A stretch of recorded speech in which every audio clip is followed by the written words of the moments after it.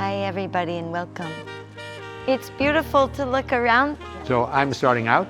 I really want to have a deeper understanding of my fibroids. Yeah. The doctor made an appointment to remove my whole uterus. I was going like, no. Women's health is completely marginalized. The medical system, and I thought, fuck them. Okay, punch as hard as you can.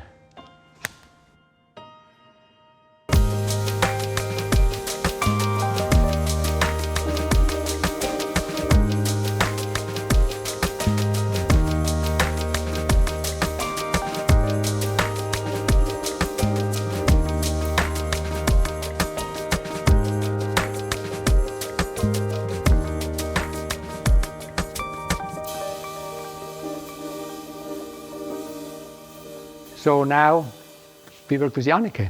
Awesome. Good? So great to see you and meet you here. Yes, it's nice to see you also. Am I being too abrupt if I just ask you right away if you would want to say the topic that you were thinking of working with? No, that's okay for me. Is it good? Yes. Okay, great. Yeah. Would love to hear. So the topic I would like to work with is I have fibroids on my uterus. And some years ago, when they discovered it, the doctor said straight away, I was in the hospital, that he just went in his book and he made an appointment to remove my whole uterus. And I was going like, no, hang on, is this really necessary? And do I have to do this? And then I said no. I said, if it's not cancer and it's not going to cause me, be dangerous for me, I will not do it. I have been going for controls every year, and they kind of keep on, advising me to remove it. And I've been trying to research myself. Good for you. Yeah. Why Good do I for have you. that? Can I do something? I love it. Right away I wanted to say, because I heard how you said that the first doctor said remove it and didn't consult you on where you would be at with it. So Yeah. I got that. Yeah. And the fact that you come with this here, I think is already amazing. It's amazing. Because it's one of these big issues is that women's health is completely marginalized. All aspects, the period, all the things that go along with it, menopause, all of these things are barely talked about in most, and including the things that women go through in terms of different symptoms. Thank you for recognizing that. And that's also what I found out when I started to look into it, that it's quite common. Yes. And it puzzles me, like why, when I go to a gynecologist in the hospital and ask them why are fibroids there? Why are they coming? And they say we have no idea. They don't know. Yeah.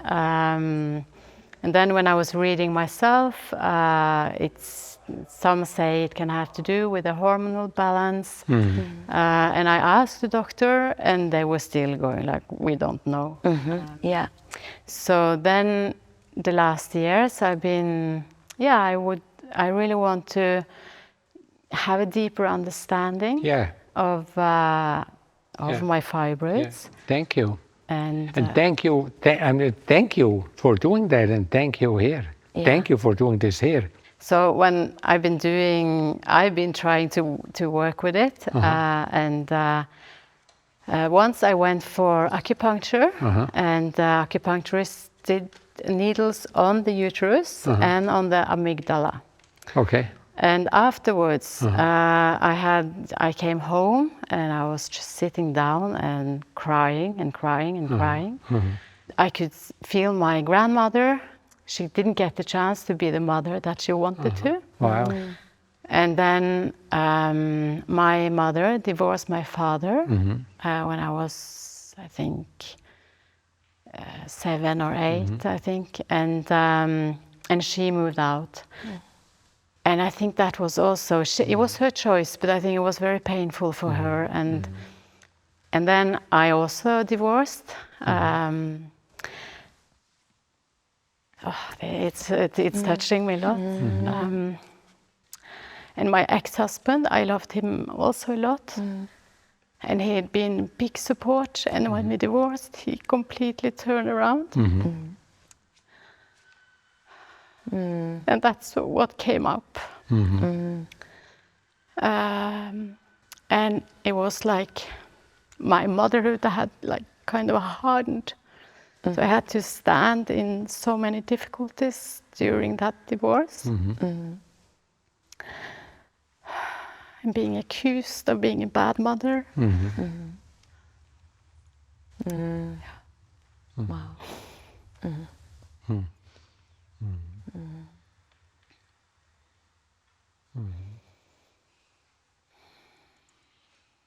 Yeah. So it's very touching, the pain and the difficulty that's connected to motherhood somehow. Yes. What do you think when you hear that? Yeah, it's like something relaxes in me. Yes. Yeah. Good. Yeah. So how do you know you have fibroids now? Last year, when I went for control, they did a CT scan to really see that it's not cancer or anything like that. But the doctor said also with the size of it and the time I've had it there, she said, if it would be cancer, you would be dead, she said. So from the pictures, and I can also feel it. What do you trust more, you feeling it or CT scans? I mean, CT scans you can see, but I don't trust. Let's look at the CT scan together. Yeah. What does it look like to you? What do you see if you look at the CT scan?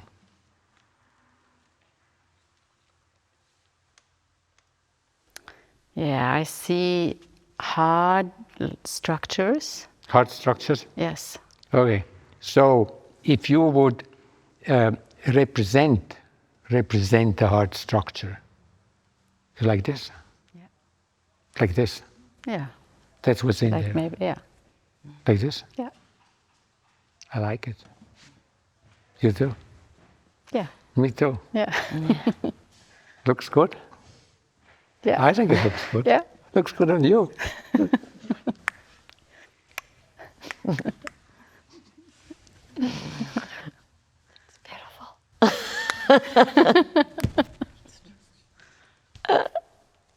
Ding.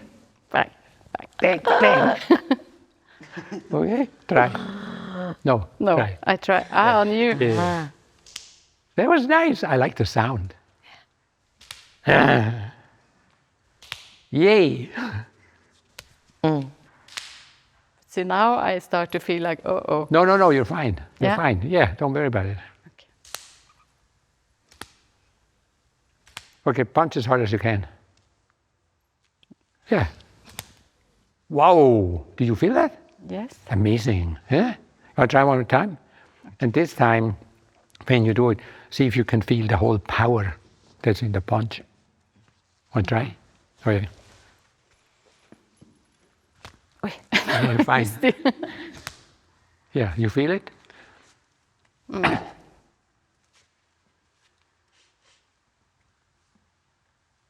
If that would be another movement, like a dance, or would it be like? In a dance? Or with your foot? yeah, I think we might do it. Oh, wow. Right on. Yeah. That's amazing. Yeah. Yeah. Now. Yeah. Wow. Jannicke. Great to meet you. Great to meet you too. What are you thinking? When I was punching you, Uh-huh.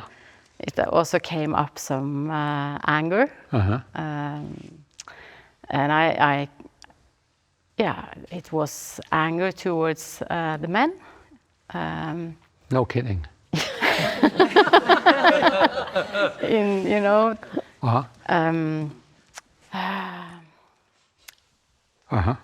the insensitivity and hurt from my ex-husband.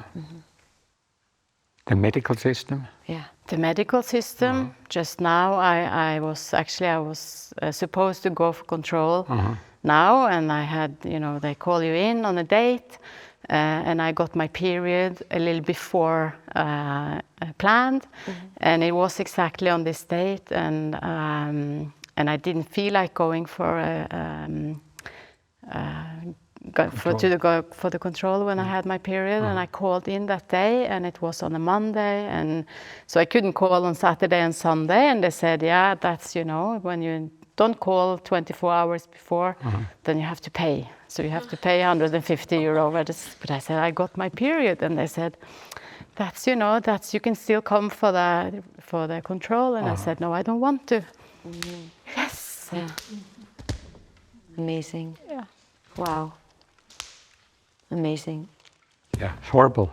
And I join you in there. Horrible. And I thought, fuck them. Yeah. Yeah. Don't pay. I said. Wow. Yeah. Fighting for what's right for you. You know, she knows what's right. She knows when to go to the doctor. She knows how to go to the doctor. She knows. Yeah? Yeah. She knows. She knows. They know nothing, but you know. Yeah. Yeah. And it's a fight. Yeah. It's a Yes. fight. That was also, I did not want to go to the hospital for No. giving birth, and I don't want to. No. You're amazing. Good for you. Thank you. Good for you. You're a great mother. Thank you. Yes. Yeah, you're a great mother. Because if I was your child, I would take inspiration from having a mother like that. One like this and one like this. Not only like, Yeah. Yeah. Sometimes they get a bit embarrassed.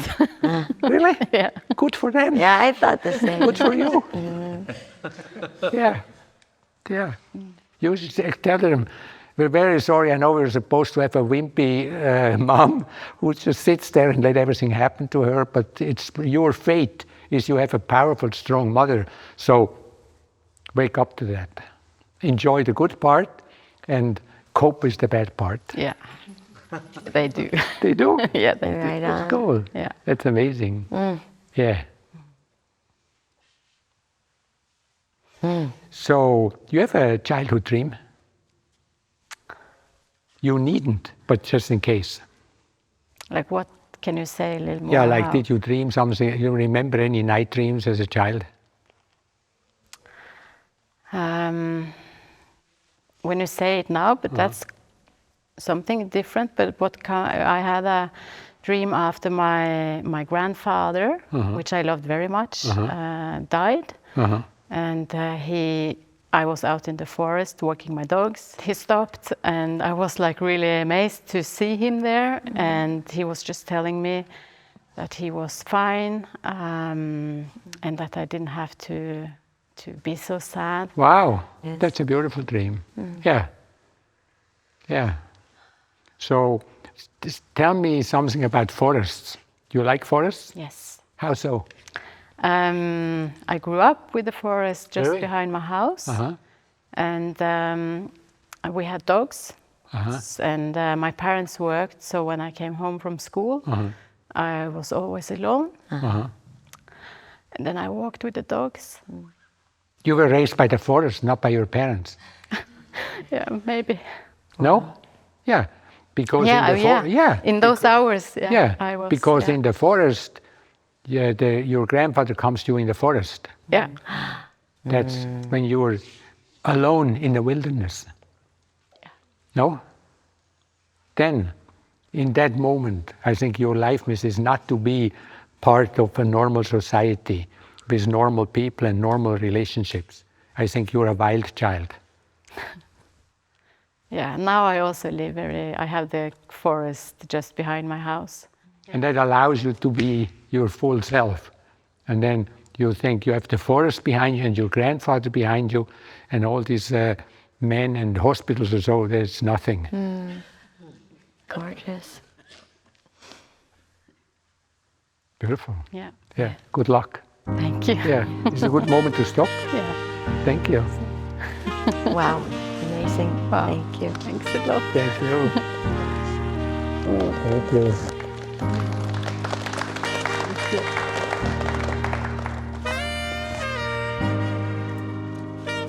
Wow.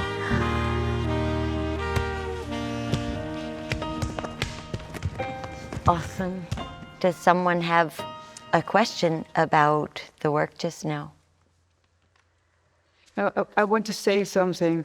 I've had some problem like you, and then I was in the hospital, and I'm now 55, and then I was 50, so my periods were not very regular, and I lay there, and I have a little bit blood, and it was.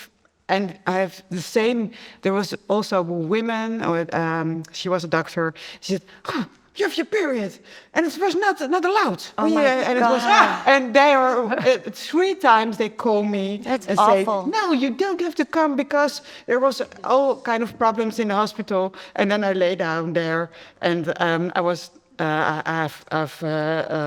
had been an infused, I don't know how you say infusion, and they are so speaking to me like, you're wrong. But it was my body. And That's horrible. It's horrible. It's horrible. awful. Yeah. It's so, awful. and I never speak Horrible. to it. Thank you so much for speaking about it. And I want to say, and I'm also really sorry that that happened to you.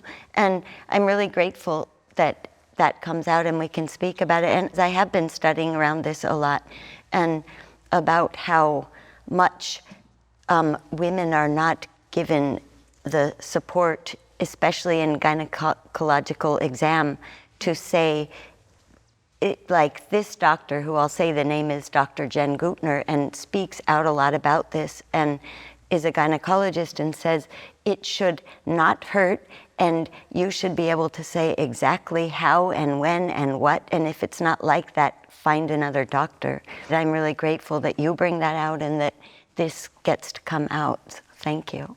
Thank you. Thank you that you speak out. Yeah, like it's an awareness issue. You go in a hospital, most hospitals, even how the entrance is built and how the whole reception is built, you feel it's more a police station. You do. Yeah. It has something in there. Yeah. And then the way the questioning and the forms is like you're being arrested for your health reasons. And it sets up a whole mindset. And I know for me, when I do my annual checkups, it takes about 2 weeks to get out of that hospital. Yeah. Yeah. Because suddenly, you know, like, and then the doctor comes and says, your tests are normal. And I feel, I passed an exam. Yeah. Yeah. And I think it's very old-fashioned and wrong. Yeah. And I think if you're not aware about that, I think, well,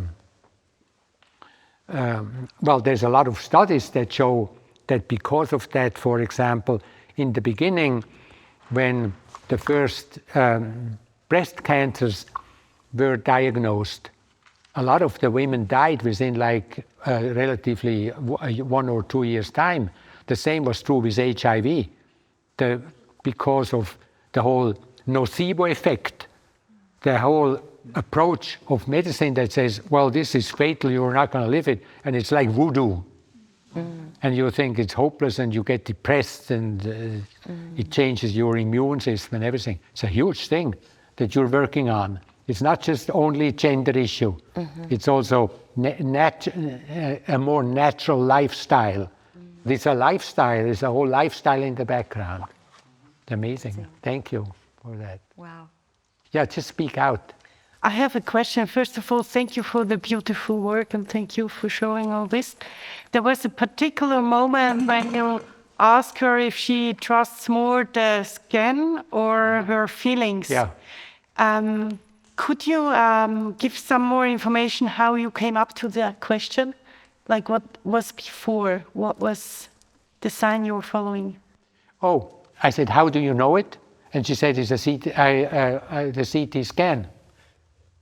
So in that moment, she experiences her symptom in the World Channel. Yes? You can experience your symptom proprioceptively, meaning you can feel it, or you can experience them in relationships. Like, for example, you have bad breath because you have a stomach issue, and maybe you don't notice it, but your friends will say something. So that's like you notice, or you have something that you can't see, and your friends say you have this black spot on the back. So that's a relation. Your experience is a relationship. So when we ask for the issue, we're trying to find out how does the person experience the actual issue. And then she said, but I also can feel it, but she said it's the second. And then that's why I said, which one do you like? And then she went for the CT scan. Mm-hmm. Yeah. Wow. So you're dreaming.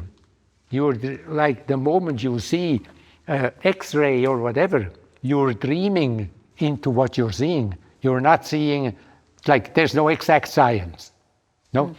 In my mind, there's no one theory about fibroids. There's not one? Huh? Sorry? There's not one single theory. Medicine is pretending that all of these things are clear. Mm-hmm. And doctors even believe that these things are clear.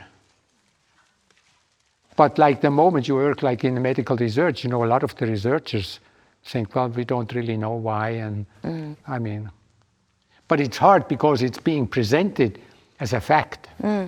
How about one more question? Yeah. You have one more? Yeah, I have a question. You told that Jannicke was grown up by forest. Uh-huh. Yeah, and do you mean that, the environment we are grown up It's a good question. By mountains? It's a good question. Well, if she would have said, I took a train home, I was in a train and my grandfather appeared to me, then I would have said, well, what do you think? It's important for you to be a very conventional person. Why? Trains are conventional ways of moving around, right? Yeah. Am I making sense? Yeah. So in this case, child rearing happens in many ways. For example, Australian Aboriginals think that when your parents aren't present, for whatever reasons, you as a child, you either start to cry, like babies, or you cry inside. Mm-hmm. And then the Aboriginal says, and then there are spirits, particular kind of spirits, I forgot their names. They hear you. Mm. And they come and they protect you for the rest of your life. These are nature spirits. Mm-hmm. So that fathering in many indigenous systems, fathering and mothering is not happening by one person, but it's a tribal issue or it's a spiritual issue. Mm-hmm. You follow me? Yeah. How about person who is raised not in nature, but in such situation without parents or not taking care? Same. In a city, especially in a place which was a ghetto. Same. I know that most of us have a little spot that we go to as children, that a power spot that gives us comfort. Mm-hmm. For example, like that can be a little corner in the middle of the city. That can be, I particularly like to go right there on that little bridge over the thing, because like, do you follow me? Yeah. So when we say nature spirit, we don't mean nature is also here. Yeah. Also, there are famous childhood diseases that we go through, right? Yeah. And a lot of them go together with high fevers. Yeah. And if you have children, you go through periods with high fevers. And these periods of high fevers, I think, is partially a lot of what we have lost through indigenous initiation, where in your high fever, the kids start to dream and they go through all kinds of altered states. And they meet all kinds of allies in the background on their life myth. So I don't think that any of this we've lost. It's just no longer present the same way like it was. It wasn't named as such because we live in a more rational community. Yeah, thank you very much. I'm also thinking, even if Jannicke had not been living by the forest, that she's dreaming it, it still can be, it's still her home in that sense. Yeah. And what is raising her. Or she might have said, well, actually, I was living in the middle of New York. Yeah. But once, when I was 4, we took this trip and I got lost in the forest. Yes. And they couldn't find me anymore. Yeah. Because I didn't want to come back. Yes.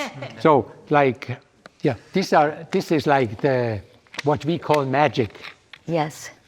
Magic is a separate reality, right?